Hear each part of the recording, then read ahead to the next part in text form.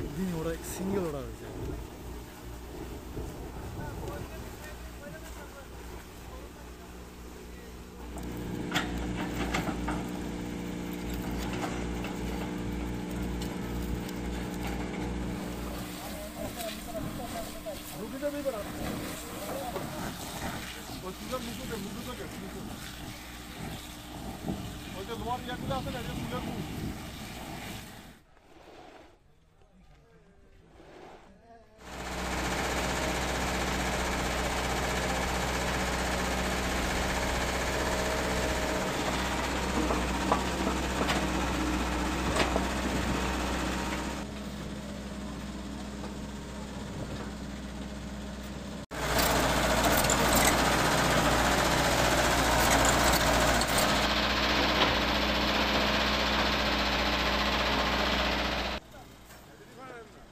পানিটা দেওয়ার দরকার ছিল ওখানে দাঁড়ায়।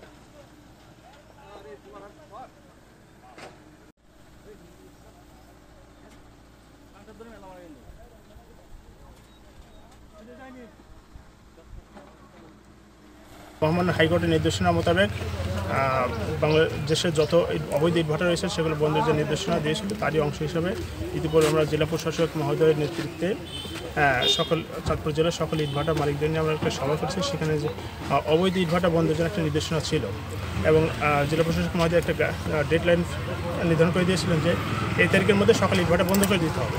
যেসব ইটভাটা বন্ধ করবে না তাদের বিরুদ্ধে আমরা প্রয়োজনীয় আইনি ব্যবস্থা গ্রহণ করব। এই নির্দেশনার আলোকেই আমরা আজকে যে সব অবৈধ ইটভাটা রয়েছে সেই অবৈধ ইটভাটা আর বিরুদ্ধে মোবাইল কোর্ট পরিচালনার জন্য এখানে বাংলাদেশ সেনাবাহিনীর সহযোগিতায় জেলা প্রশাসন বিজ্ঞ নির্বাহী ম্যাজিস্ট্রেট মহোদয়ের নেতৃত্বে এবং বাংলাদেশ পুলিশ এবং ফায়ার সার্ভিসের সহযোগিতায় আমরা এই ভ্রমণ আমাদের পরিচালনা করছি।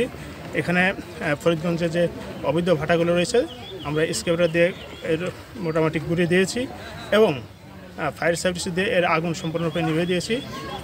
বিজ্ঞ আদালতের নির্দেশনা মোতাবেক আমাদের কার্যক্রম অব্যাহত থাকবে। মহামান্য হাইকোর্টের নির্দেশ মোতাবেক অবৈধ ইটভাটা বন্ধের যে নির্দেশনা রয়েছে সেই নির্দেশনা মোতাবেক চাঁদপুর জেলা প্রশাসনের পক্ষ থেকে আমি নির্বাহী ম্যাজিস্ট্রেট মোহাম্মদ জাকারি হোসেন এসেছি এখানে মোবাইল কোর্ট পরিচালনা করার জন্য এবং ফরিদগঞ্জ উপজেলায় যে এই টুকবি যে ইটভাটার ব্রিক্সটা রয়েছে সেটা আজকে এই অবৈধ ইটভাটা আজকে আমরা ঘুরিয়ে দিয়েছি, স্ক্রেপার দিয়ে ভেঙে দিয়েছি এবং ফায়ার সার্ভিস দিয়ে সহযোগিতায় আমরা আগুন দিয়ে চুল্লি নিভে দিয়েছি এবং আমাদের এই কার্যক্রমে সহযোগিতা করেছেন বাংলাদেশ সেনাবাহিনী আছেন, বাংলাদেশ পুলিশ আছেন এবং পরিবেশ অধিদপ্তরের ডিডি মহোদয় আছেন। তো আমাদের জনস্বার্থে এরকম যে অবৈধ ইটভাটা যেগুলো থাকবে জনস্বার্থে এরকম অভিযান অব্যাহত থাকবে।